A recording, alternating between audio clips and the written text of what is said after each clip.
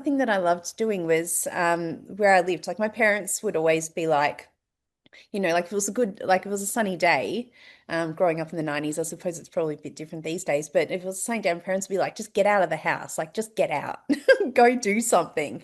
So we'd like I'd take off on my bike, but I loved gathering the kids and taking them on an adventure, the kids in the Yeah. so it was weird because, like, in many senses, I was the quite shy and reserved, but in other ways, I had this way of kind of gathering kids and drawing them out, and like kids that often wouldn't get along or interact in the normal environment, like the kids that, maybe had some differences or whatever, and like the kids that got along really well, like they'd all somehow gather and we'd hang out and go on these little adventures in the neighborhood. And Wow. yeah, so I guess like, when you look at that and then you fast forward to like 30 years later or whatever, um, like it's really what I'm doing, it's pretty much the same thing. It's just a grown-up's version of it. Oh, I And love that, Michelle. That's so cute. yeah, and the reason why I share that, and this is a very different story to what I usually share, like usually I go down the social impact lens and blah, blah, blah, all of that kind of stuff. Yeah. The story writing lens. But the reason why I share that bit is because, and I think will really connect with the people that you're connected with as well, is that sense of that sense that you can't actually touch or feel or really resonate with in some ways, but you just know it's there, like that sense of unseen possibility. Yes, Yeah, exactly. like Yeah. there's something bigger that exists in that's beyond our reality, and like that only gets to exist when we're attuned to it and when we're open to it. And I think when we're kids, we're more attuned and open to that, and how that can manifest itself. And so, I mean, like I always, uh, well, I started sharing at the summit, which I was always quite embarrassed about. But like when I launch something, I actually listen to Disney music, or when I'm having like a low day, I listen to Disney music and like the Greatest Showman soundtrack because I feel like those kind of things tap you back into that essence and bring that alive. And then I go, okay, I can do what I'm here to do. Because I think Exactly. when you're in the real Yeah. world reality of the thing, and I've been thinking about it with your abundance lately as well. You've been Yeah. posting about We're like going to when do one of those at the end together. but when you're like kind of immersed in the real world reality, and that's been part of my recent story in returning from living in Ubud back to the Western world, Melbourne. Yeah. Um, when you're kind of immersed in that reality, like that hard, it's a hardness. There's a hardness to it. Yeah. You can kind of forget about that other sense. Yes. Kind of almost becomes blocked in some way, and then all of a sudden it becomes about doing a job. So I think it's really important to stay connected to that in whatever way is possible, like that kind of innocence around creating something from scratch that I brings that. love that, Michelle, because one of the questions I was going to ask so we could share was the creating your summit, but now you've just explained it and articulated it very well. And if I could add something there, so when we're children, when we fantasize, like making mud pies or we pretend we're the princess, that's actually real. And Yeah, that's what we need to do. And in real life, bring that back to life and know that we are worthy. Know that we have something inside us to share with the world, whether that's the princess or whether that's I'm going to have the best recipe of mud pies or whatever we're doing, we all have that inside us. So it's amazing that you've tapped into that because it really is like an awakening. It's an attunement to the higher energies, to the forces that know why we're here and our purpose.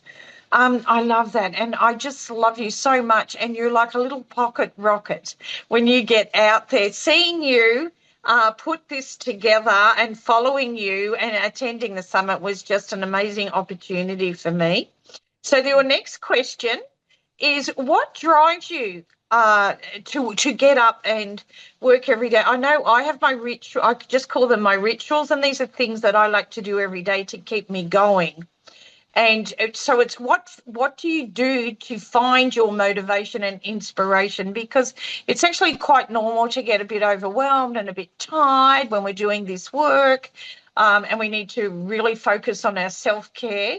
But what is the one or two things that you could share with us that actually helps you? I know you mentioned dancing, but could you expand on that? This maybe helps some other women, to motivate them, or to maybe tap into you and just say, whether that aligns with them. Could you share some of that with us? Yeah. Um, Again, there are so many different lenses that I could take. I mean, dancing is really powerful and important. And I don't think people always understand why. And I'd actually love to be able to explain that. Yes, go Um, ahead. I love it. yeah, I've been really strongly drawn to Latin dance and Latin Mm, culture in many ways. mm, And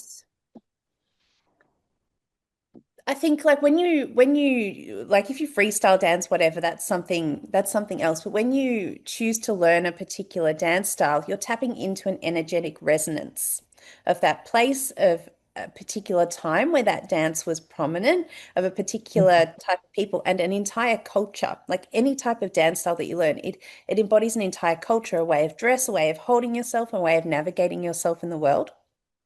And the way that the styles that I've always been drawn to are Latin. So whether it's flamenco, salsa, tango most recently. lovely. And if you think about a Latin woman, like she's freaking powerful. She's fierce. She's connected to something else, and she's got a fire inside her. So Wow. so when we talk about it being self-care, it's like, oh yeah, I'm going to go to a dance class. I'm going to go out dancing to feel good. It's actually about something much bigger than that. It's about a way of presenting and navigating and holding yourself in the world and tapping and tuning into that. So I think it's actually as much about that as it is anything else.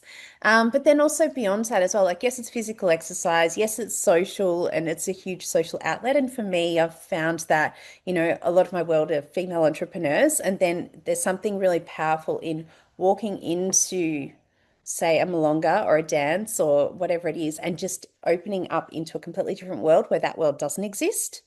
And I'm a different person. Like everyone knows what I do professionally, but then I get to step into a different reality where it's almost like the summit, like it's a created atmosphere, which feels like magic. Yeah. Yeah. Wow. I never thought of dance as that way, especially when you mentioned, where it comes from and embracing that energetically. That's beautiful. Thank you for sharing that. That's amazing. So dance, when we say dance, for anybody that's sort of, I guess, on their journey, we can relate dance to movement of the body, and through movement, we can actually challenge the obstacles. And that's the next question for you, Michelle. But the obstacles that we hold inside us that tell us we're not good enough. So even dancing around your bedroom and putting on your favorite song, or around your lounge room, if you want to test this out, when you're having a moment of despair or feeling like you just can't do whatever you want to do or accomplish what you want to do, put your favorite song on. Dance around the lounge room, make up your own moves. And we're going to do a little bit of that at the end. But let's move on to the next question. And thank you, Michelle. That's so beautiful. What are the obstacles and challenges you've faced, and how do you get through those? Like, I know for me on my journey in creating my business and my work at Yoga Barn, and I'm always creating something and writing my books. And um, a challenge I've got at the moment is I feel like I've got writer's cramp. I'm just at the tail end of my book where it's finished, we're editing, and I just can't pick it up. I feel so overwhelmed, and I wrote it. So that's an example. And sometimes when I go to do a workshop at the Yoga Barn, the night before I might experience some anxiety, going, "Wow, what if they don't like what I teach tomorrow?" And I don't know why that happens at that time, because it doesn't always happen. But when it does happen, I really have to go within, because I know it's coming from a past something, whether that be a trauma or someone has told me that I'm not good enough or whatever. It's come from somewhere, but I have to really do the inner work and get up and just nail it the next day. And it always happens that, I get up, and as long as I reset myself and realign myself. So what do you like to do? That's what I like to do. I'd like to hear from you on what you like to do. Yeah. Yeah, I love this because it's not really so much talking about the actual challenges, it's talking about the overcoming of them. Yeah. When you were talking, what felt most prominent for me was that whenever I get stuck in my head about wanting something to be a particular way or wanting to perfect it, I usually completely botch it up. But when I just like, I think there are like people say just let it go, but like letting go is like letting it go like 500 gazillion trillion times. And what I feel is most powerful for me, and this is like when I present something, when I run the summit, like I didn't plan, I had a schedule for the summit, but I didn't plan a single thing. I did a book launch and got up and didn't know what I was going to say. All I knew was I had a bunch of books in front of me and I had an audience. And the rest, it was literally like just tr full trust of just the words, the lineup, the structure, however it wanted to come through would just come through. And I've never Yeah. been that trusting before. Like Mhm. on this journey, I've given an insane amount of trust. And actually, as I say that, I'll say that I find that a lot easier to do while I'm in Bali. When I'm out, Yeah, I exactly. feel protected to be energetically that open and that trusting when I'm in Bali. When I'm outside it, I find it a lot more difficult. And I find the world's noise gets in the way when I'm outside here. But when I'm here, it's like it's literally just me and what I'm here to do. And Yeah. I feel like an open vessel for that to whatever that thing is to come through. And so I find the biggest thing is as simple as letting go and trusting that you know what you need to know. And what you don't know yet is going to be delivered at the right time. And that sounds really cliche because they always say that, but somehow it's actually true. And it's scary when you let your human self think about that, and other people look on and go, how is she doing what she's doing? And it's like, I don't actually know. But there's something, I don't know. As I said, it's that unfelt sense again. Um, Yes, yeah. and it And is. I find that what I do, if I get to where I need to go a few minutes early, and I do a little prayer, and I tell myself that whatever I put out there today is coming from the highest self and the highest goodness to help those who come before me. And if I need help, because I tune into the angelic realm and the ascended masters, I ask them to come through and help remove any anxieties, any discomfort, any energies that might have attached itself to my field, because sometimes it's not actually our energy, it's coming from an external source, perhaps. And what that is, I don't know, but it does tap into your energetic field. So I just try and reset myself. And you're right, it always works out. Always. Mhm. Yeah.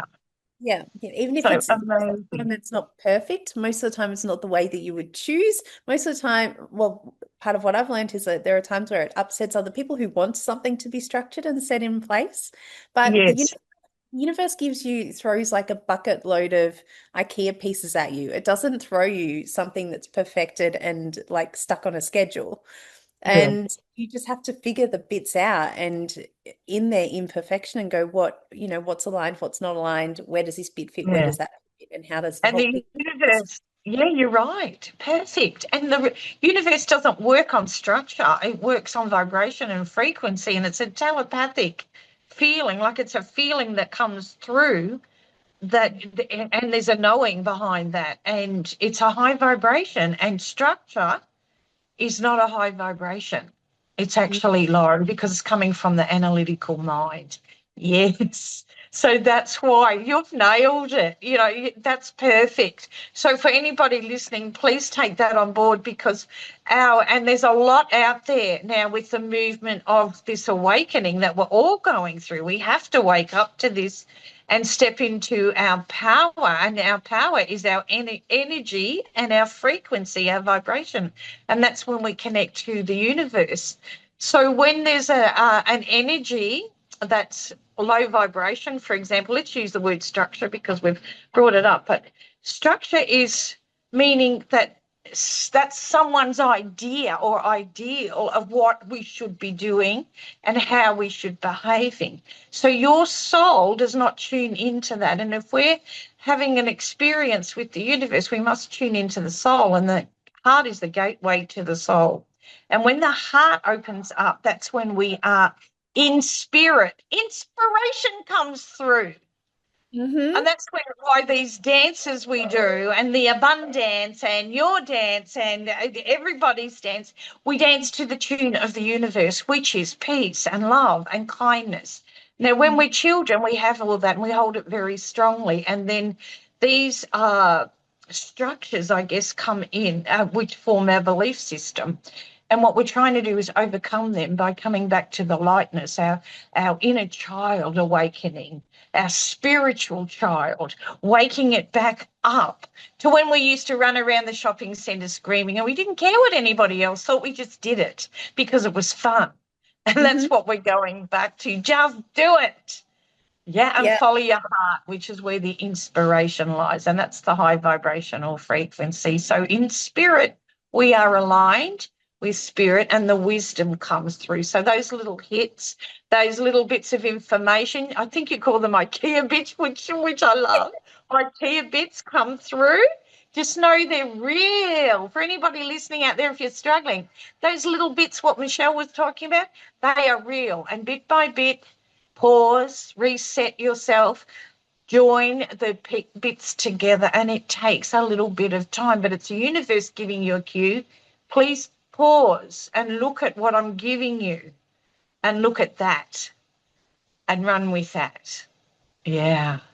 It's like the subconscious and consciousness go into a little spiritual battle, and it's your consciousness that you want to listen to because that's where we create from. The visions, the imagery, the dreams, the desires of how this is going to happen. And athletes use this all the time. They before they go into a game, they visualize and imagine they've already won the game and what it feels like, and they jump up and down and celebrate before they've even played the game. Yeah, this Mm. has been around for a very long time, but now it's time to use it in yourself every day. You don't have to be an athlete. Yeah, use it in your business, in your daily life. It's amazing. Mm. Yeah, incredibly powerful. Incredibly powerful. Yeah. Yeah. Mm. So Yeah. before we finish up, Michelle, and do our little abundance, is there anything that highlights for you or you're feeling from your heart that you'd like to share that might inspire women? And I'd like you to talk a little bit about your next summit. That's exciting. It's next year. So for anybody that's interested, there'll be a link put with this podcast if you'd Mhm. like to reach out to Michelle, or maybe if you're interested in the summit, you might like to sign up. But can you tell us a little bit about that? Because I just think the work that you do really needs to be out there. I just Mm. saw these women come together and such beautiful women be vulnerable and surrender. And it was Yeah. an amazing transformation happening in front of my eyes. It was such a beautiful, beautiful thing. So could you please tell us some more about that, Michelle? Yeah, I'd love to. I'd love to. So well, I guess there was a piece before the actual tangible piece, around what else I would love to share. And I guess the two things that are coming up, and it might be because I'm in Bali, are both things that have been taught to me here in Bali that I think kind of sum up what we've been talking about, which we could talk for hours. But one of those things is a concept of taksu, which I don't know if you know this, Kerry. But the concept of taksu is that there is something, and it's kind of like it talks to what Elizabeth Gilbert talks about. Like there's something that is kind of planted Ah, in you by spirit, and it sits in yes, your heart, yes. and it just gets taken care of until it's ready to come out into the world through your hands as your purpose and your work here. And I love that. I love that concept. And the other thing was what a Balinese priestess said to me once was that she said, Michelle, there are big things that you want to do in this world. I can see that. But the thing that you need to remember is that your spirit must always be bigger than the work that you do. And that's really powerful. And I've been reflecting on that a lot recently in terms of like burnout and self-care and all of that kind of stuff, that we must always tend to our spirit, at least as much as our work, if not Yes, more, because it yes, is our spirit that really feeds our work, through the yes. physical body. So Yeah. yeah, super powerful. And then in respect of what I've got coming up, I mean, there definitely is the summit, and I'm not sure when this goes live, but the summit will be in August again next year. It used to be in June, and now it seems to want to be in August, around the time of the Lion's Gate. Yes, amazing. Yeah, yeah. And it's 4.5 days in Ubud, and we have a room full of women that come from across the world. And a big part of my work is around social change and impact in all of the ways that that manifests itself. And Yeah. so there are women who typically have a a lens of entrepreneurialism. They're business owners, they're founders, they're creative. They are really interested in social change and impact and how we create a better world. So that's generally the lens of who comes together in that space, and women from every continent. So it's a really cool way to not only to build and expand your network, but also to be in that space. And as Kerry was spoken about, it is like a high frequency. It's a really high Yes. frequency. Oh, it's beautiful. Yeah, just high energy. Yeah, for those 4.5 days. Amazing. Will it be at Soulshine Yes. again? Yeah. Yeah. Yeah. Oh, And it's a really cool opportunity to get your work out into a different space, a different community of people as well. It's not, it's not usually an established community. It's women that come from all over the place, and most of the women know maybe one or two women when they walk in the room, which I love. Um, yes, it's so nice. yeah, so there's that. I've also got my story script and stage. So I've got just a couple of spots left, to work with women who want to put their own book out into the world. And Yes, amazing. Go you. Yeah. both in Melbourne and in Bali as well. So I'm excited to take both a small group of women on that journey, but also I've got a couple of one-on-one spots as well. So yeah, that's pretty much the work of Aspire at this stage. There's a couple of other things brewing, but I'll let those wait for a couple of months. Um, but yeah, I'd I absolutely love. I'd love that you're putting that out there too for people, women or whoever that want to write their books. Because my advice too to people that have a story, we all have a story, is just start. So here's an Mm, opportunity. Just start, because while you're procrastinating, you're not aligning with your truth. And you're getting that feeling, that desire to create your book for a reason. Spirit, your soul is asking you to take that next step. So feel into that, because, and don't let fear come in as a block and block anyone out there listening. Creating your story. I take myself back to 10 years ago when I wrote my first book. It took me 2 years, but I remember all the fear and the judgment upon myself. No one's going to like it. This is a stupid idea.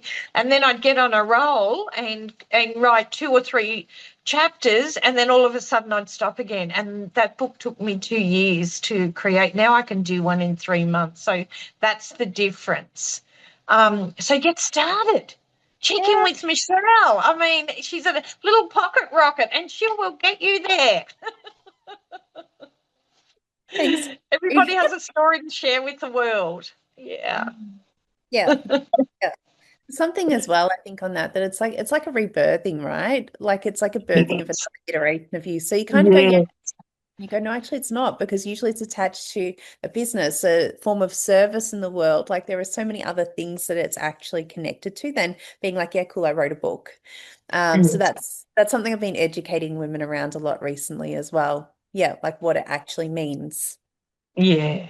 Yeah. And we've got 5 minutes to go by the looks of it. So we're just getting the signal there from Julia. Thank you, Julia. So I'd just like to mention as well, since we're on the subject of books, Mm. I've had this writer, I just call it like a writer's block, or something's energetically, something's misaligned. And I'm up to, with the publisher, we're on the last couple of chapters. And what I'm finding is I'm not doing my self-care. Mm. That only came last night when I was doing my meditation after I finished work at Yoga Barn, and I go, what is it? And I kept asking myself, and for anybody out there that's unsure, just go into your heart and keep asking, because your spirit, your spiritual side of you will step forward. It's known as your higher self or your higher frequency that attunes with the universe. And it will tell you why. It will give you the answers, because your soul came to this planet. It chose to come in with a gift to share with the world. And if your inspiration, or you're in spirit, or you're inspired or desired to write a book, do it. Because my book, my first book that took me 2 years, that I thought I'm just going to do it and lose the fear in the end. And I'm so glad, because it got nominated a bestseller on Amazon, which was an amazing achievement for me, because I thought I could never write a book. People had asked me many times to write about my near-death experience when I died and crossed over, and what it was like. And I got to this stage, yeah, I'm going to do it. And then I got to a stage where I can't do it. And then I can. No, I can't. But if you have that person that's beside you all the way, holding your hand and inspiring you and lifting you back up, and that's what we're all here to do, to lift each other up, not tear each other down, you will succeed. And that's how I got my first book written. Mm. Yes, Yeah. I really So, resonate. Michelle, I think you're the woman to do that, for people to hold their hands, walk beside them. So we never want to walk in front of someone and drag them along. We want to walk beside them and say, I've got you. You're going Mm. to do this. You're important. I'm beside you. I'm with you. I'm holding space with you. Let's go. Yeah. Yes. Yeah, yeah. That's been something that's really has been really powerful for me. I've talking about challenges. I made a big business transition a few months ago where I was working with lots of women to um to tell a short story, which responded to three questions called 55 Faces. We've published four Yes, books. We've yes. got one more to go to complete that Yeah. series. It wasn't my Wow. plan to complete that series, it was my plan to expand it. But in choosing to shift directions, I asked myself what I needed to do to feel that that series was complete. And that was to complete one more book, 55 Faces, 5 books. And so that book is yet to be written. But in shifting direction, I asked myself what it was that I wanted and where I wanted next one to step. And part of the journey in deciding to work with only now a small group of women, but to complete their own whole book rather than a lot of women, each contributing a chapter essentially, was being able to take women on a deeper journey. And I think there's a big piece in that in terms of my own growth and development, but also helping women to hold that space so that they can let that story flow through. Yes, And amazing. yeah, yeah, Yeah. something you can't quite do when you've got a big group. You can Yes. go deep, but to have a small group, there's Yeah. something that feels really, really honoring in being able to take women on that deep journey and to hold them through that deep transition. So I that's just love that, Michelle. And I'm mindful of the time. We're going to cut out, but I love everything that you do. I'm like your wing woman. I'm just there for you, your champion. I want you to, I wish you all the success in the world with what you're creating for women. I just find you so inspirational, and I'm just so happy that there's someone out there like you leading women and uplifting them and creating a really beautiful space for them to feel safe, to feel vulnerable, and to feel inspired and empowered when they leave. So I'd like to thank you very, very much for your time today. It's been a beautiful experience having you with me today and sharing these things. I was like, wow, there's things I didn't know, which I now know. So I can't wait to get this out to the world and sharing it with Mm. you. Have a beautiful, beautiful day, Michelle, and keep aspiring and inspiring. You're in spirit. Love you lots. Have a beautiful day. Thanks. We're Thanks, doing Kerry. our dance. Can we just put a move in? We have Let's 1 minute. Yes, we have 1 minute. So here's one. If you want to create abundance and you're stuck, for inspiration, move your body, play your favorite song. I did this one the other day and I made a video and put it up, and it was just spare of the moment, but I felt stuck. I did it and I thought I'm recording this one and sharing it. And I got a lot of feedback. People just laugh. And I love that I make people laugh. Mm. Shifting their energy. What's your favorite move? We'll have to I do it love top up. this. I love Oh, this. A bit like Kimmy, being a Latin dancer, because I feel like it releases your heart chakra. I'm sure it it does. does. It opens up. Anything that's like this is expansion of the heart chakra. So even a little stretch will get that energy, get those meridians, those nadis opening up. Oh, I love that one. That's very sensual. A big thank you to Michelle for joining us on the podcast today. And thank you everyone for watching. See you next time. Bye for now.